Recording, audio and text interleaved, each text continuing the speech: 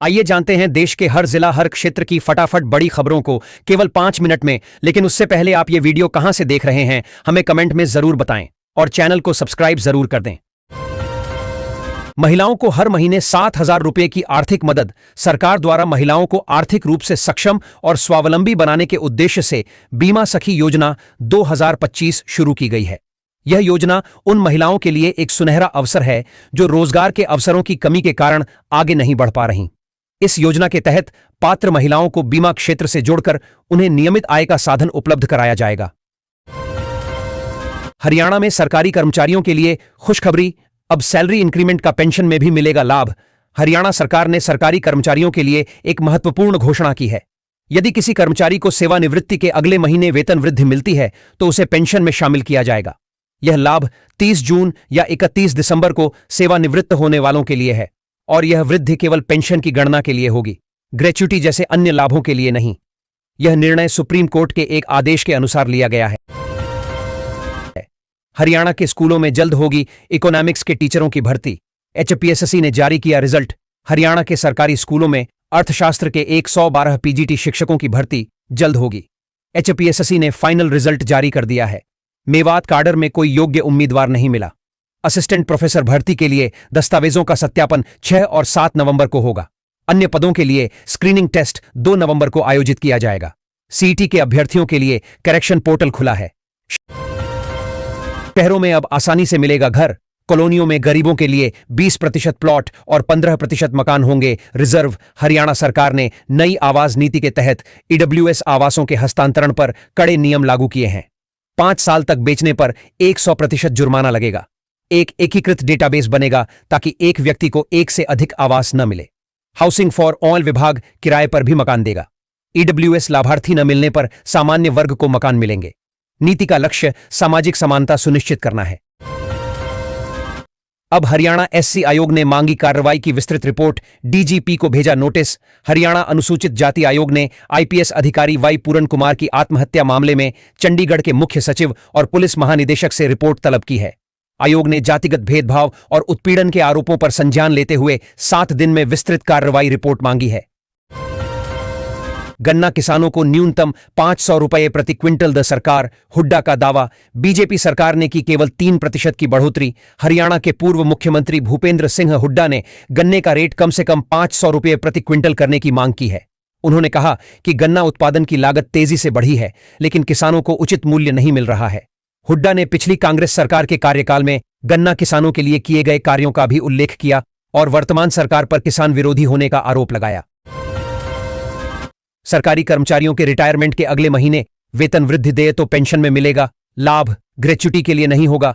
मान्य हरियाणा सरकार ने सरकारी कर्मचारियों को राहत देते हुए पेंशन नियमों में बदलाव किया है।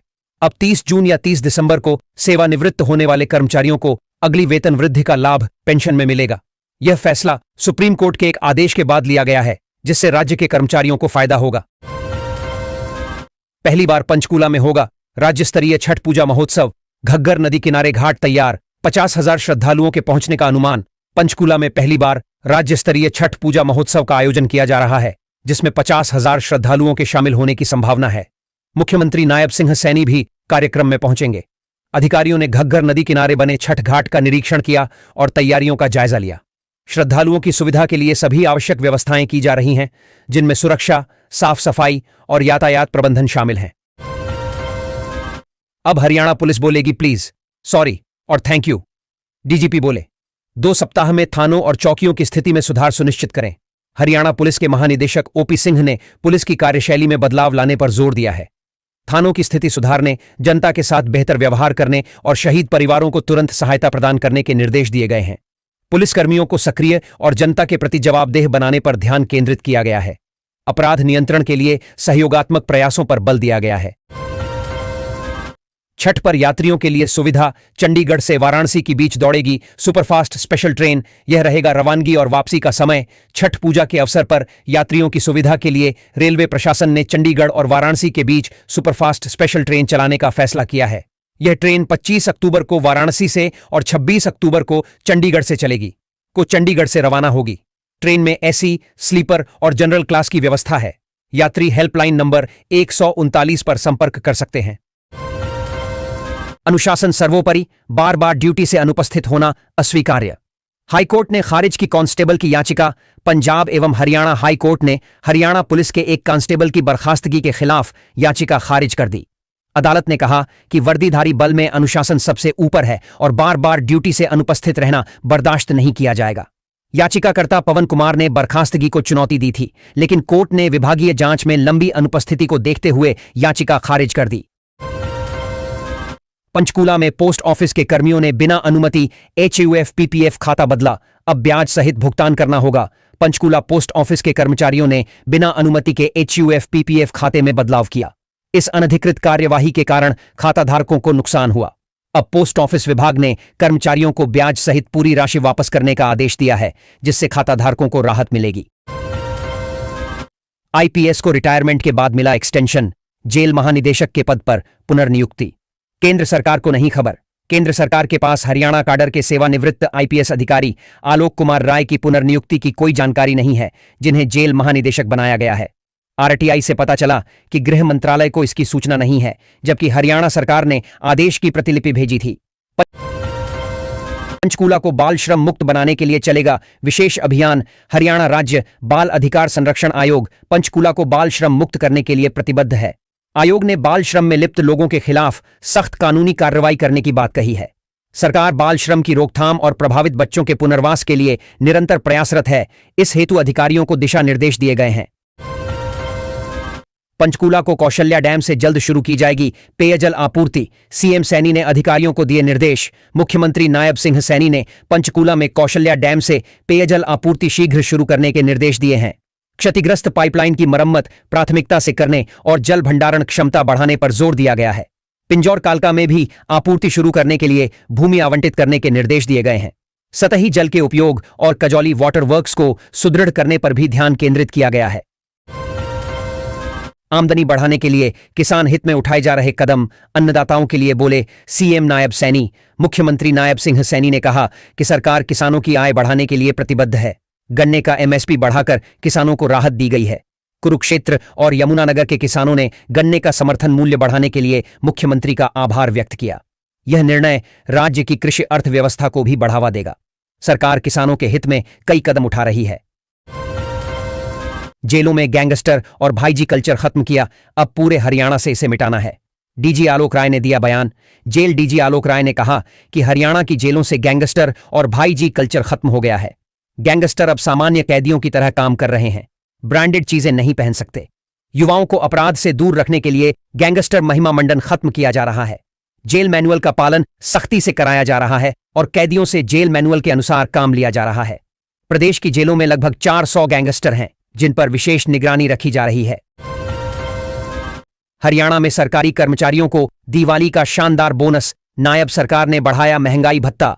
हरियाणा सरकार ने दिवाली पर सरकारी कर्मचारियों को महंगाई भत्ते में वृद्धि का तोहफा दिया है। मुख्यमंत्री नायब सिंह सैनी ने महंगाई भत्ते को 55% से बढ़ाकर 58% करने का फैसला किया है, जो 1 जुलाई 2025 से प्रभावी होगा। बढ़ा हुआ भुगतान अक्टूबर के वेतन के साथ और एरियर नवंबर में दिया जाएगा। मुख्य सचिव अनुराग रस्तोगी ने इस संबंध में आदेश जारी किया। सर्विस के 25 साल हो गए, कभी किसी पर गोली चलाई। हरियाणा के नए DGP OP सिंह ने पुलिसकर्मियों की ली क्लास। हरियाणा के कार्यवाहक DGP OP सिंह ने अचानक यमुनानगर, अंबाला और कुरुक्षेत्र की चौकियों का दौरा किया। उन्होंने पुलिसकर्मियों से बातचीत की और अपराध नियंत्रण पर जोर दिया। DGP ने कहा कि पुलिस को अपराधियों से सख्ती से निपटना चाहिए और जनता के साथ संवाद बढ़ाना चाहिए। उन्होंने SHO से विभिन्न मामलों पर सवाल पूछे और पुलिस व्यवस्था को बेहतर बनाने के लिए सुझाव दिए। हरियाणा के 6 जिलों के सरकारी अस्पतालों में पहुंची नई अल्ट्रासाउंड मशीनें। हरियाणा के 6 जिलों के सरकारी अस्पतालों में नई अल्ट्रासाउंड मशीनें पहुंच चुकी हैं, जिससे मरीजों को बेहतर स्वास्थ्य सेवाएं मिलेंगी। ये मशीनें अंबाला, भिवानी, फतेहाबाद, गुरुग्राम, करनाल और नूंह जिलों में भेजी गई हैं। स्वास्थ्य मंत्री ने कहा कि सरकार सभी अस्पतालों में आधुनिक उपकरण उपलब्ध कराने के लिए प्रतिबद्ध है। इससे मरीजों को निजी अस्पतालों में नहीं जाना पड़ेगा और उनके समय और पैसे की बचत होगी। फरीदाबाद में 1 नवंबर से पेपर रहित होगी रजिस्ट्री। अब काटने नहीं पड़ेंगे तहसीलों के बार बार चक्कर। फरीदाबाद में 1 नवंबर से रजिस्ट्री प्रक्रिया पेपरलेस होने जा रही है। अब नागरिकों को तहसीलों के चक्कर नहीं काटने पड़ेंगे, क्योंकि सभी कार्य ऑनलाइन होंगे। इस नई प्रणाली से पारदर्शिता बढ़ेगी, समय और धन की बचत होगी और भ्रष्टाचार पर नियंत्रण होगा। विभाग ने इसके लिए सभी तकनीकी तैयारियां पूरी कर ली हैं। ग्रेटर फरीदाबाद में बिल्डर के खिलाफ विरोध प्रदर्शन, चार्ज बढ़ोतरी और सुविधाओं के अभाव पर लोगों ने किया पैदल मार्च। ग्रेटर फरीदाबाद में निवासियों ने बिल्डर के खिलाफ चार्ज में बढ़ोतरी और सुविधाओं की कमी को लेकर विरोध प्रदर्शन किया। उन्होंने बिल्डर के खिलाफ पैदल मार्च निकाला और अपनी मांगों को उठाया। निवासियों का आरोप है कि बिल्डर ने बिना किसी पूर्व सूचना के चार्ज में मनमानी वृद्धि की है और उनसे किए गए वादे के अनुसार सुविधाएं प्रदान नहीं की हैं। फरीदाबाद में चरण सुहावे गुरु चरण यात्रा में शामिल हुए सीएम नायब सिंह सैनी बोले, धन्य हुई औद्योगिक नगरी। मुख्यमंत्री नायब सिंह सैनी फरीदाबाद में चरण सुहावे गुरु चरण यात्रा में शामिल हुए। उन्होंने कहा कि इस धार्मिक आयोजन से औद्योगिक नगरी धन्य हो गई है। मुख्यमंत्री ने गुरु चरणों का आशीर्वाद लिया और श्रद्धालुओं को संबोधित किया। यात्रा में शामिल श्रद्धालुओं में भारी उत्साह देखने को मिला, जिन्होंने गुरु चरणों में अपनी श्रद्धा अर्पित की। सोहना की गोदरेज परियोजना में फ्लैट न मिलने पर हरेरा का आदेश, खरीदार को मिले 10.85% ब्याज। सोहना में गोदरेज की परियोजना में फ्लैट का कब्जा न मिलने पर हरेरा ने खरीदार के पक्ष में फैसला सुनाया। बिल्डर को 10.85% ब्याज के साथ भुगतान करने का आदेश दिया गया है। हरेरा ने कहा कि खरीदार को समय पर फ्लैट न मिलने से परेशानी हुई। इस फैसले से उन खरीदारों को राहत मिलेगी जिन्हें बिल्डरों ने समय पर कब्जा नहीं दिया है। NHAI 1 महीने में सभी टोल पर लगाएगा साइनेज, बढ़ेगी वार्षिक पास सुविधा की जागरूकता। भारतीय राष्ट्रीय राजमार्ग प्राधिकरण NHAI अगले 1 महीने में सभी टोल प्लाजा पर साइनेज लगाएगा। इसका उद्देश्य वार्षिक पास सुविधा के बारे में जागरूकता फैलाना है, जागरूकता बढ़ाना है, जिससे नियमित यात्रियों को टोल टैक्स में छूट मिल सके। NHAI का यह प्रयास यात्रियों की सुविधा के लिए है, जिससे वे आसानी से वार्षिक पास की जानकारी प्राप्त कर सकें और लाभान्वित हो सकें। प्रदूषण नियंत्रण को लेकर जिला प्रशासन सख्त, ग्रेप 2 की पाबंदियों का उल्लंघन करने वालों पर होगी कार्रवाई। गुरुग्राम में प्रदूषण नियंत्रण को लेकर जिला प्रशासन सख्त हो गया है। ग्रेप 2 के नियमों का उल्लंघन करने वालों के खिलाफ कड़ी कार्रवाई की जाएगी।